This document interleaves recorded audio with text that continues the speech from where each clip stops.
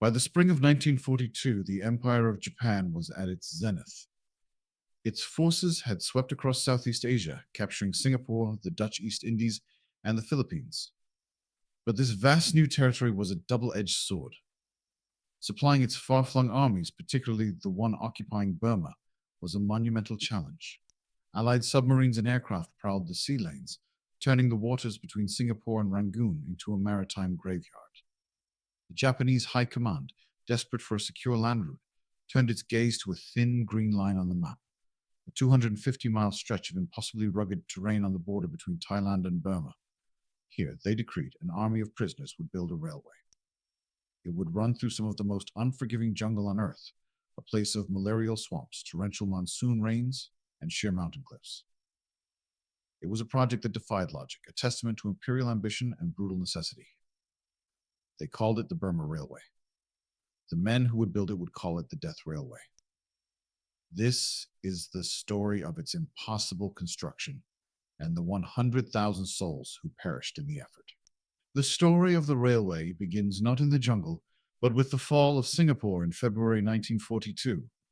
The surrender of over 80,000 British, Australian, and Indian troops was the worst military disaster in British history.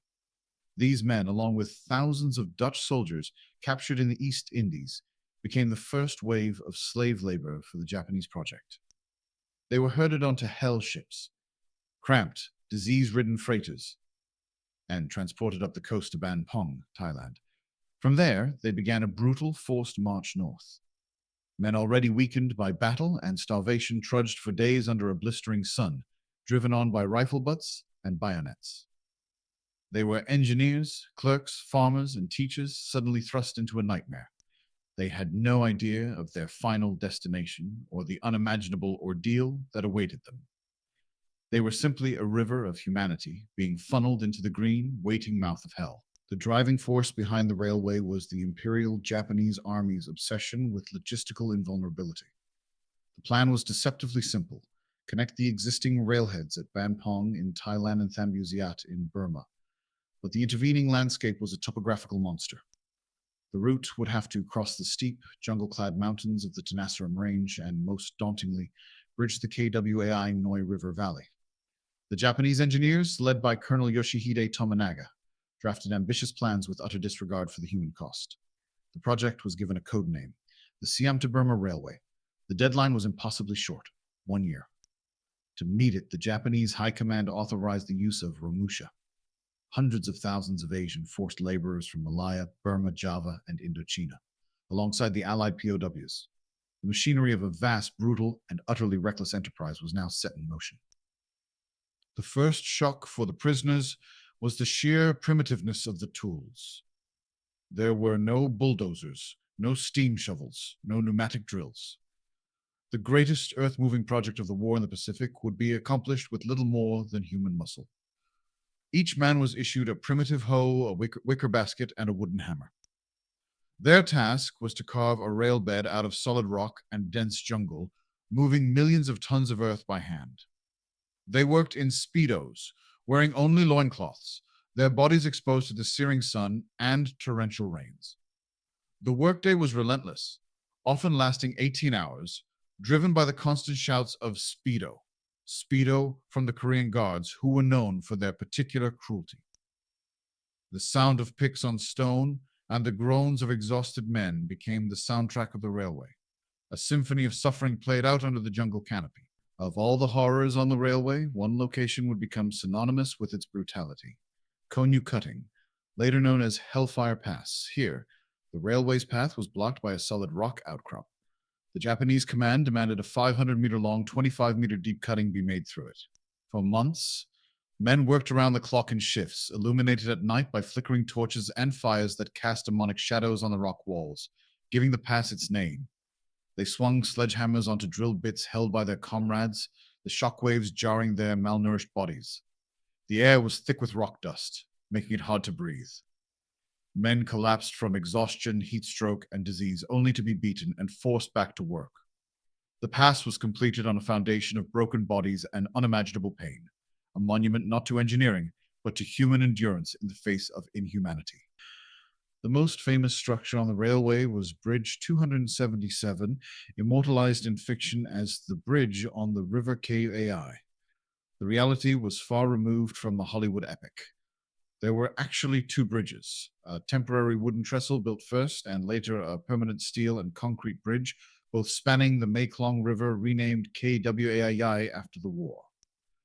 The prisoners, including skilled engineers like British Lieutenant Colonel Philip Toucey, were forced to design and build them under the watch of their captors. While the film depicted a collaborationist British officer, the real Toucey was a hero who subtly sabotaged the project and did everything in his power to protect his men. The bridge was a strategic target, repeatedly bombed by the Allies, but it was also a symbol of the prisoners' skill and resilience, built under the lash and the threat of death. As the monsoon rains arrived in mid-1943, the already hellish conditions descended into a new circle of misery. The camps turned into quagmires of mud and filth.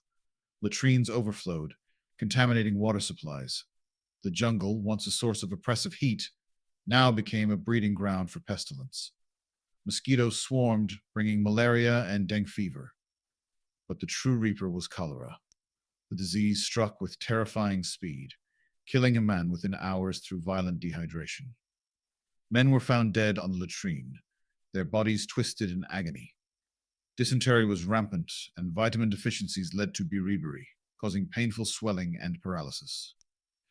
The makeshift hospitals, or Canberry, were little more than dying sheds, where men lay on bamboo slats, abandoned by all but the most dedicated medical officers who fought a hopeless battle with almost no medicines. While the story of the Allied POWs is well documented, an even greater tragedy was unfolding alongside them. The romusha, the Asian forced laborers, suffered a fate arguably worse. They were civilians, torn from their villages with promises of work and transported in conditions even more horrific than the POWs. They received even less food and medical attention. They had no military structure, no officers to advocate for them, and their death toll was catastrophic.